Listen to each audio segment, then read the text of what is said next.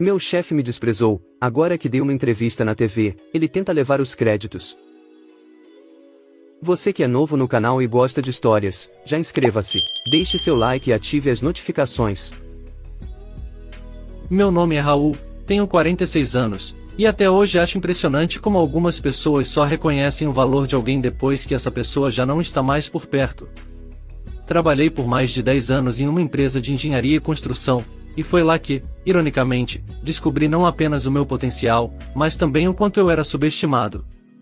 Com o tempo, fui percebendo que aquela sensação de ser ignorado não era só uma impressão momentânea, era algo que se acumulava ano após ano, em detalhes pequenos que ninguém via, nas conversas atravessadas, nos olhares que pareciam dizer que eu estava sempre abaixo de onde realmente merecia estar.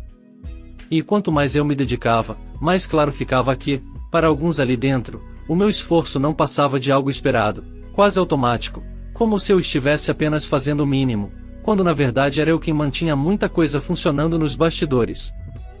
Me formei no início dos anos 2000, fiz pós, cursos, especializações, mas dentro da empresa eu acabava virando um faz-tudo do setor técnico.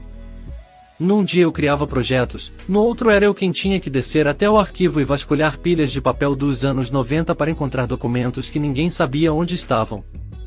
Muitas vezes eu era a única pessoa que lembrava como aqueles arquivos funcionavam, mesmo funcionando mal. E para completar, eu era sempre aquele que, quando ia na copa fazer um café rápido, acabava voltando com uma bandeja cheia de xícaras porque alguém pedia, faz um pra mim também, Raul. E, antes que eu percebesse, já estava preparando o café para a sala inteira. Era como se meu tempo fosse sempre mais disponível do que o dos outros, como se o meu trabalho pudesse esperar, enquanto eu resolvia as pequenas necessidades de todo mundo. Com o tempo, isso foi virando rotina, e eu mesmo passei a sentir que, ali dentro, eu tinha virado quase um suporte improvisado para qualquer coisa que ninguém queria fazer. Me lembro nitidamente de 2012, quando meu chefe pediu um projeto de 1994. Eu vasculhei caixas e caixas, fui abrindo gavetas antigas em arquivos de metal que mal deslizavam, senti o cheiro forte daquele papel envelhecido que parecia carregar décadas de descaso. Mexi em uma pasta que tinha literalmente 1959 na capa, e por algum milagre, o projeto estava bem ali, espremido no meio de documentos que não tinham absolutamente nada a ver com ele. A sensação era de estar tentando encontrar lógica em um labirinto montado por alguém que nunca se importou com organização. Quando entreguei o documento, aproveitei o momento para sugerir que comprássemos um scanner grande, que modernizássemos tudo, criássemos um índice, tirássemos algo útil daquele caos. Expliquei como a digitalização evitaria perdas, multas, retrabalho. Ele me olhou como se eu fosse um estagiário empolgado demais, alguém que não entendia como as coisas funcionavam ali, e disse, com aquele tom de superioridade que me dava náusea, que isso tudo seria uma imensa perda de tempo. Foi ali, naquele instante, que percebi que algumas pessoas preferem conviver com o caos só para não admitir que alguém abaixo delas teve uma ideia melhor. E a vida seguiu assim. Até que um dia a prefeitura iniciou um projeto grande de atualização do cadastro municipal, algo que envolvia revisar imóveis antigos, compará-los com registros mais atuais e checar se as estruturas estavam de acordo com as normas vigentes. Por causa disso, começaram a exigir a planta baixa dos imóveis mais velhos, especialmente aqueles construídos entre os anos 60 e 90. A empresa onde eu trabalhava tinha vários desses contratos antigos, e a prefeitura junto com o corpo de bombeiros pediu de uma só vez 25 projetos completos para reavaliar rotas de fuga, instalações e estruturas. O problema é que não havia nenhum controle claro sobre onde esses documentos estavam. Procuramos, abrimos caixas com poeira acumulada de décadas, reviramos pastas que pareciam nunca ter sido organizadas. No fim, só encontramos 20. Quando comuniquei isso ao meu chefe, ele surtou. Gritou comigo na frente de todo mundo, como se fosse eu quem tinha decidido que 5 projetos simplesmente deixariam de existir. Quando veio a multa, pesada, inesperada e totalmente evitável, ele me demitiu, como se toda aquela bagunça tivesse sido causada por mim e não por anos de descaso e má gestão. Eu saí humilhado. Mas saí com uma certeza, eu nunca mais ia colocar meu futuro na mão de alguém que não reconhecia meu valor. Com a rescisão, comecei a conversar com ex-colegas, gente que enfrentava as mesmas dores e que, assim como eu, já tinha perdido horas preciosas procurando documentos que deveriam estar ao alcance de um clique. Em cada conversa surgia um desabafo diferente, mas todos com o mesmo problema: desorganização, retrabalho, perda de prazos, clientes irritados. Foi quando lembrei da Adriana, minha amiga de escola, bibliotecária e especialista em documentação, alguém que sempre teve uma visão aguçada sobre como organizar qualquer tipo de acervo. Lembrei das conversas antigas que tínhamos sobre tecnologia, sobre como pequenas mudanças poderiam transformar rotinas inteiras. Pensei, eu tive uma ideia que foi ignorada, por que não levar isso adiante, do jeito certo, com quem realmente entende do assunto? Nos reunimos, eu, ela e mais 3 amigos da área, e passamos dias mergulhados em brainstorms intensos. Falávamos de padrões, formatos, acessibilidade, segurança, preservação, backup, tudo tentando imaginar como criar um serviço que não apenas resolvesse o caos, mas que também evitasse que ele voltasse a surgir. Montamos fluxos de trabalho, testamos equipamentos, comparamos scanners, criamos modelos de índices. Investi quase tudo o que tinha. Foi arriscado, assustador, mas era o suficiente para começar. O começo foi duro. Para conseguir o primeiro cliente demoramos quase um mês. Mas quando veio foi mágico. Fomos todos presencialmente, eu, a Adriana e os outros 3 amigos. Chegamos cedo, ainda com aquele frio na barriga de quem está começando a colocar em prática um sonho que nasceu numa mesa de café e agora precisava provar que podia funcionar na vida real. Eles tinham 800 projetos, um caos total, caixas empilhadas, folhas enormes dobradas de qualquer jeito, plantas com marcas do tempo, etiquetas trocadas e papéis tão frágeis que precisávamos manusear com cuidado para não rasgar. Eu montei o scanner na sala deles, ajustei as configurações do equipamento, liguei no meu notebook, fiz os testes iniciais e comecei a alimentar as folhas uma por uma. Algumas eram tão grandes que precisavam ser passadas em 2 etapas para depois juntarmos digitalmente. Enquanto eu digitalizava, ajustava a resolução, corrigia a sombra e renomeava arquivos técnicos, a Adriana estava ali do meu lado, criando pastas, renomeando documentos, separando por cliente, por ano, por tipo de projeto. Ela trabalhava com uma precisão quase artesanal, organizando cada detalhe como se estivesse restaurando uma biblioteca.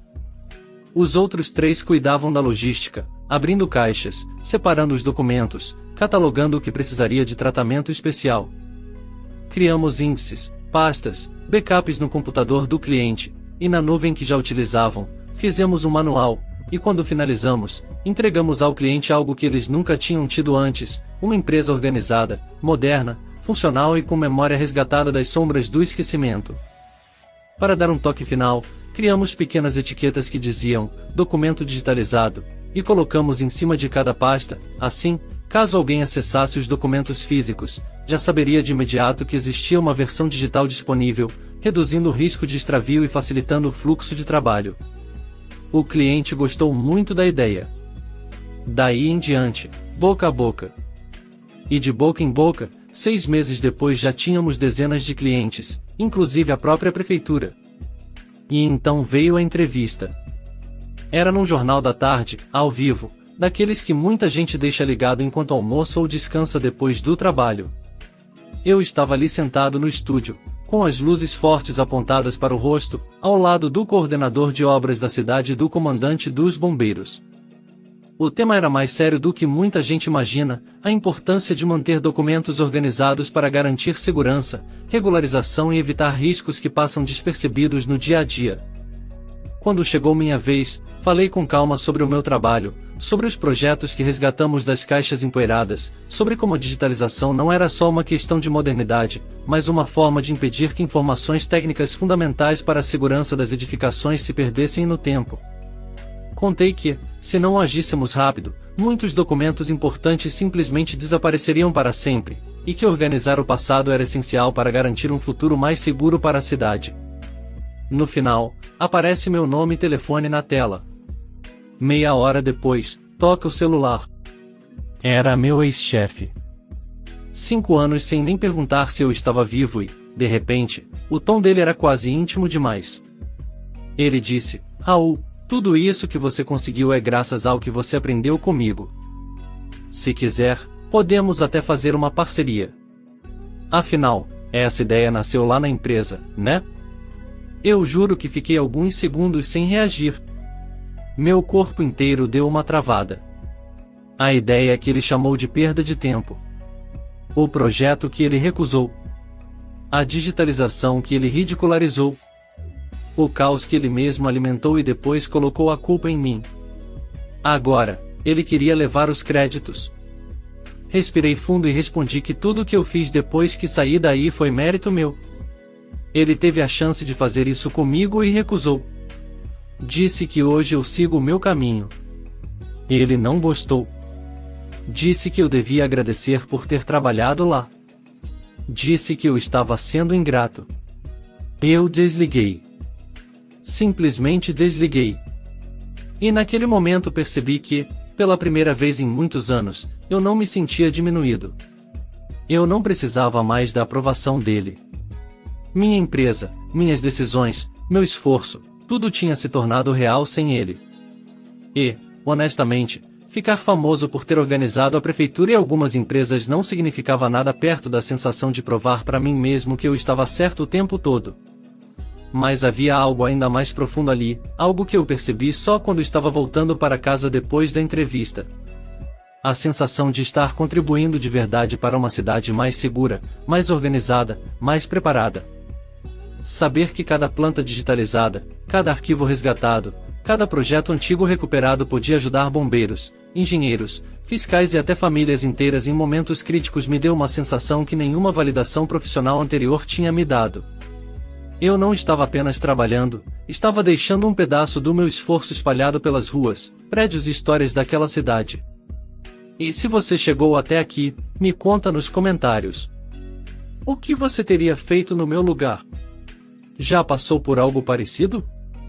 Quero muito saber como vocês percebem essa situação. Comentário do curador. Este relato deixa evidente que o OP fez absolutamente tudo certo. Ele tentou inovar dentro da empresa e foi demitido injustamente. O que ele construiu depois disso foi mérito puro dele, do estudo, dos contatos, da coragem de empreender e de transformar uma ideia engavetada em um negócio real que hoje ajuda outras pessoas e empresas. A resposta dele foi madura, firme e totalmente correta. A vida às vezes recompensa quem continua caminhando mesmo depois de levar pancada, e o ex-chefe que lide com o arrependimento agora. Obrigado por assistir até aqui. Para mais histórias como esta, curta este vídeo, inscreva-se no meu canal e compartilhe nas redes sociais.